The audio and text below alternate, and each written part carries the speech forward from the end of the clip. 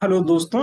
आज हम बात करेंगे साधन पाद के 34वें सूत्र के बारे में। 33वें सूत्र में महर्षि पतंजलि ने कहा कि जब वितर्क बाधा पहुंचाएं तब हमें उनकी विरोधी भावना करनी चाहिए या उनके विरोधी विचारों का चिंतन करना चाहिए। अब 34वें योग सूत्र में महर्षि पतंजलि ने वितर्क के बारे में विस्तार से बताया है। तो देखते हैं साधन पाद का 34वां सूत्र। साधन पाद का 34वां सूत्र है वितर्का हिंसादयः कृत कारित अनुमोदिता लोभ क्रोध मोह पूर्वका मृदु मध्यादि मात्रा दुखा ज्ञान अनंत फला इति प्रतिपक्ष भावनम। काफी बड़ा सूत्र दिख रहा है, लेकिन इसका अर्थ बहुत ही साधारण है और बहुत आसानी से समझ में आ जाएगा। तो समझते हैं हर एक शब्द को। सबसे पहला शब्द है वितर्का। वितर्का का अर्थ है कि विपरीत तर्क। तो विपरीत तर्क हैं, कौन कौन से विपरीत तर्क हैं या विपरीत तर्क क्या है? हिंसा दया, हिंसा इत्यादि। यहां पर महर्षि पतंजलि कह रहे हैं कि विपरीत तर्क हैं हिंसा इत्यादि। जब हिंसा इत्यादि की बात करते हैं तब यहां पर महर्षि पतंजलि यम में जो 5 बातें बताई गई हैं उन सबको इंक्लूड करके कहते हैं कि जो हमने अहिंसा, सत्य, आस्तेय, अपरिग्रह, ब्रह्मचर्य, ये 5 बातों के बारे में बात की, तो उसका जो तुरंत उल्टा हुआ कि जैसे अहिंसा का हिंसा हो गया, सत्य का असत्य हो गया, अपरिग्रह का अर्थ हुआ कि बहुत ज्यादा धन इकट्ठा करना, ब्रह्मचर्य का तुरंत उल्टा कि ब्रह्मचर्य का पालन ना करना। तो ये जो अहिंसा, हिंसा आदि यानी यम के जो विपरीत हैं ये वितर्क हैं। तो यहाँ पर इसका यही अर्थ हुआ कि वितर्क हैं हिंसा इत्यादि। जो यम में बताया गया उसके अपोजिट चीजें वितर्क हैं। और ये वितर्क कितने प्रकार के होते हैं इसको बताते हुए आगे महर्षि पतंजलि कहते हैं कि कृत कारित अनुमोदिता। कृत का अर्थ होता है कि जो हमने खुद किया है। जैसे अगर हमने खुद किसी की पिटाई की है या हमने खुद किसी को मारा है तो वह होगी खुद स्वयं के द्वारा की हुई हिंसा। या मैंने अगर खुद झूठ बोला है तो वह हो गया स्वयं के द्वारा झूठ बोलना या स्वयं के द्वारा सत्य का पालन ना करना। तो जो काम हम खुद करते हैं, जो विपरीत तर्क पर हम खुद काम करते हैं, वह हो गए कृत, यानी अपने द्वारा किए हुए वो सारे काम कृत कहलाते हैं। दूसरा होता है कारित। कारित का अर्थ होता है कि जो हम ना करें लेकिन दूसरे से करवा लें।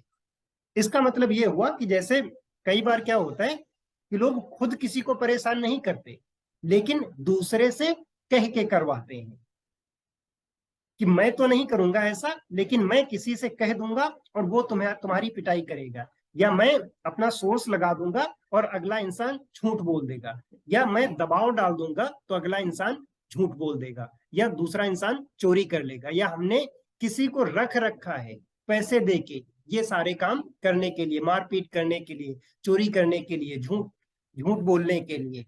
तो ये हो गए कारित। जो दूसरों से करवा ली जाए काम उसे बोलते हैं कारित। तीसरा जो इसमें शब्द था वो था अनुमोदिता। अनुमोदिता का अर्थ होता है कि जिसका हम समर्थन करते हैं। समर्थन में क्या हुआ कि जैसे कई बार आपने सुना होगा कि किसी ने किसी की पिटाई कर दी, या किसी ने किसी के यहाँ चोरी कर दी, या किसी ने किसी को धमकाया। तो कुछ लोग ऐसे होते हैं खुद तो वो काम नहीं करते, किसी से करवाते भी नहीं है, लेकिन जाके उनका समर्थन जरूर करते हैं। पीठ पीछे कहते हैं अरे तुमने बहुत बढ़िया किया इसको मार के, ये बहुत ज्यादा उड़ रहा था, इसकी पिटाई जरूरी थी, या अच्छा ही हुआ ये मारा गया। आपने बहुत सारे लोगों के बारे में इस तरह सुना होगा। तो उसे कहते हैं अनुमोदिता, यानी समर्थन करना, जो विपरीत विचारों का समर्थन करना। हम किसी को इनकरेज कर रहे हैं वो काम करने के लिए, तो वो सारे काम आएंगे अनुमोदिता। तो यहाँ पर 3 प्रकार बताए गए हैं कि जो हमारे विपरीत तर्क थे। फिर बताया गया कि ये 3 प्रकार के होते हैं। कृत जो हम खुद करते हैं, कारित जो हम दूसरे से करवाते हैं, तीसरा अनुमोदित जिसका हम समर्थन करते हैं। अब ये कैसे होते हैं, किसके कारण होते हैं, ये काम हम किस लिए करते हैं, तो उन्होंने फिर 3 बातें बताई यहाँ पर। ये कैसे होते हैं कि लोभ क्रोध मोह पूर्व का। तो पहला इन्होंने कहा कि लोभ की वजह से, या फिर क्रोध गुस्से की वजह से, या फिर मोह आसक्ति की वजह से, पूर्वका के कारण, मतलब इसका रीजन है।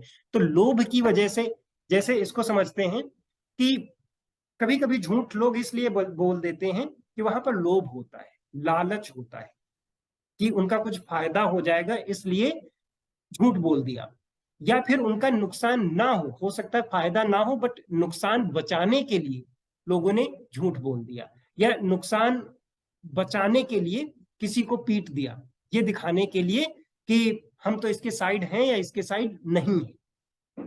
तो जो भी यम के विपरीत विचार आ रहे हैं, जो उनके विपरीत क्रियाएं हैं, उनको हम या तो लोभ के कारण कर देते हैं, या फिर कभी कभी गुस्से में लोगों ने पिटाई कर दी। वो इंसानों की हो सकता है या जानवरों की हो सकता है कि बहुत गुस्सा आया और किसी को मारना शुरू कर दिया, तो ये गुस्से के कारण भी हो सकते हैं, या फिर ये मोह यानी आसक्ति के कारण हो सकता है। जैसे आसक्ति का एक एग्जाम्पल है कि अगर आपने महाभारत की कहानियां सुनी है, तो गुरु द्रोण और अश्वत्थामा की एक कहानी है कि जिसमें द्रोणाचार्य ने कौरवों का केवल इसलिए साथ दिया क्योंकि उनका बेटा उनकी तरफ था। उन्होंने अपने बेटे को जिसके लिए वो योग्य नहीं था, ये केवल इसलिए हो पाया कि आसक्ति बहुत ज्यादा थी उनकी अपने बेटे के प्रति। ये किसी भी फील्ड में हो सकता है, सामान्य सी बात है। हर घर में इस तरह की चीजें होती हैं कि मोह के कारण, अत्यधिक लगाव के कारण लोग झूठ बोल देते हैं, लोग चोरी कर लेते हैं, लोग हिंसक हो जाते हैं। तो यहाँ पर 3 कारण बताए गए, या तो लालच की वजह से हम ऐसा करते हैं, या तो हमें गुस्सा आ जाता है इसकी वजह से हमारे यम के व्रत टूट जाते हैं, या फिर बहुत ज्यादा आसक्ति होती है, बहुत ज्यादा लगाव होता है, उस कारण हमारा ये यम नियम के व्रत टूट जाते हैं। तो ये 3 कारण बताए, पहले 3 प्रकार बताए, फिर उसके बाद उन्होंने 3 कारण बताए, और फिर आगे उसके बाद क्या कहते हैं कि उनकी इंटेंसिटी क्या होती है, उनकी मात्रा कैसी होती है। तो फिर कहते हैं कि ये 3 प्रकार के होते हैं, और वो कौन कौन से 3 प्रकार हैं? उसमें पहला है मृदु, मध्य और अधिमात्रा। तो या तो ये अधिमात्रा होगा, बहुत ज्यादा। तो अधिमात्रा किसका होता है? अधि का अर्थ होता है बहुत ज्यादा, अधिक, यानी बहुत ज्यादा गुस्से की वजह से बहुत ज्यादा लोग झूठ बोल रहे हैं, मार पिटाई कर रहे हैं, चोरी कर रहे हैं, तो अधिमात्रा। जो बिल्कुल शुरुआत के लेवल पर हैं, ऐसे योगी जिन्होंने अभी अष्टांग मार्ग पर चलना स्टार्ट किया है, तो आज तक तो उनका सामान्य जीवन था, अब उन्होंने सोचा कि मैं यम नियम का पालन करूंगा, तो उनके लिए चांस बहुत ज्यादा है कि उन्हें गुस्सा आ गया, उनके मन में लालच आ गया। तो ये ऐसे योगियों के बारे में बताया गया है कि उनकी इंटेंसिटी कैसी होती है, बहुत ज्यादा होते हैं, चांसेस है कि वो जल्दी रास्ते से भटक जाएं। अब मध्य, मध्य किन के बारे में बात की कि ऐसे लोग जो बीच में हैं अभी, मतलब बहुत ज्यादा तो नहीं है, जो कुछ समय से इसका पालन कर रहे हैं, अप एंड डाउन होते रहते हैं, तो उनको उन्होंने मध्य बोला कि उनको कभी कभी गुस्सा आ गया, या कभी उन्होंने झूठ बोल दिया, कोई ऐसी सिचुएशन आ गई जहां पर उन्होंने झूठ बोल दिया। अब मृदु, मृदु जो तीसरा है जिसमें सबसे कम इंटेंसिटी है, वो ऐसे लोग हैं कि जो काफी लंबे समय से इसका पालन कर रहे हैं, लेकिन मन के विचार हैं वो कभी भी उठ सकते हैं। लोग सालों इसकी प्रैक्टिस करने के बावजूद भी रास्ते से भटक जाते हैं, तो ये उनके लिए कहा गया कि उसकी इंटेंसिटी कम होगी जो जितने लंबे समय से यम नियम का पालन कर रहा है। अब फिर आगे बताते हैं कि दुख, अज्ञान, अनंत फला, कि ये जो दुख और अज्ञान का अनंत फल देते हैं। यानी कि जब हमारे मन में इस तरह के विचार आते हैं, जब वितर्क उठते हैं, इन वितर्कों से क्या होगा कि हमें दुख, अज्ञानता की वजह से अनंत दुख देंगे, लंबे समय तक हमें दुख में डालने वाले हैं। इति प्रतिपक्ष भावनम, ऐसी विरोधी भावना करनी चाहिए। तो यहां पर महर्षि पतंजलि ये बता रहे हैं कि वितर्क, जो हिंसा इत्यादि वितर्क हैं, या हिंसा इत्यादि जो वितर्क हमारे मन में उठेंगे, जो विरोधी विचार उठते हैं, इनसे क्या होगा कि हमें लंबे समय तक, अनंत समय तक अज्ञानता और दुख झेलना पड़ेगा। जब हम इस बात को समझ जाएंगे कि इसका रिजल्ट कैसा होने वाला है, इससे हमें क्या प्रॉब्लम होने वाली है, तभी हम इसके प्रतिपक्ष भावना को करेंगे, यानी अब तभी हम इसके उल्टे विचार सोचेंगे।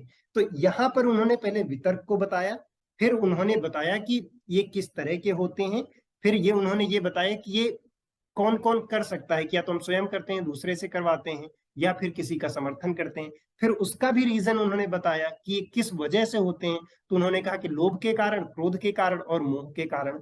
फिर उन्होंने कहा कि इनकी इंटेंसिटी कैसी होती है, इनकी इंटेंसिटी बहुत ज्यादा हो सकती है, या फिर मीडियम हो सकती है, या फिर बिल्कुल लो हो सकती है। डिपेंड करता है कि योग साधना में आप कितने समय से हैं, अष्टांग मार्ग पे आप कितने समय से चल रहे हैं, या फिर आपके अंदर का संवेग कितना है, कितना आप फोकस्ड हैं इस पर। और जब ये आपको पता चल गया, तो उन्होंने कहा कि ये जो विपरीत तर्क हैं, जो ये विरोधी भावनाएं हैं, ये हमें दुख और अज्ञान का अनंत फल देंगे, यानी हमें हमेशा दुख और अज्ञानता में ही लपेटे रहेंगे। जब हम ये बात जान गए कि इसका रिजल्ट इतना बुरा होने वाला है, तब उन्होंने कहा कि ऐसा सोचकर, ऐसी बात जानकर हमें प्रतिपक्ष भावना, हमें इसके तुरंत उल्टे विचारों का चिंतन करना चाहिए, या उल्टे विचारों का के बारे में सोचना चाहिए। यानी कि जो विचार हमें डगमगा रहे, हमारे रास्ते से भटका रहे थे, उनके तुरंत उल्टे विचार यानी फिर से हमें यम नियम का पालन करना चाहिए। तो यही इस योग सूत्र में बताया गया कि वितर्क क्या है, उनके प्रकार क्या है, इसको हम क्यों करते हैं, उनकी इंटेंसिटी क्या है, और उसका रिजल्ट क्या हो सकता है। जब हमें रिजल्ट पता है, तब कहते हैं कि तुरंत उसके उल्टे विचार सोचने चाहिए, यानी हमें यम और नियम के मार्ग पर फिर से चलना चाहिए, ताकि हम अष्टांग मार्ग पर चल सकें पूरी तरह से। फिर भी अगर आपका कोई डाउट है, यहाँ पर कोई क्वेश्चन है, तो आप कमेंट में लिख सकते हैं या मुझे मेल कर सकते हैं। और इस योग की जानकारी को आप सभी लोगों तक पहुंचाने में सहयोग करें। इसके लिए चैनल को सब्सक्राइब कर लीजिए और सभी लोगों तक इसको शेयर कीजिए।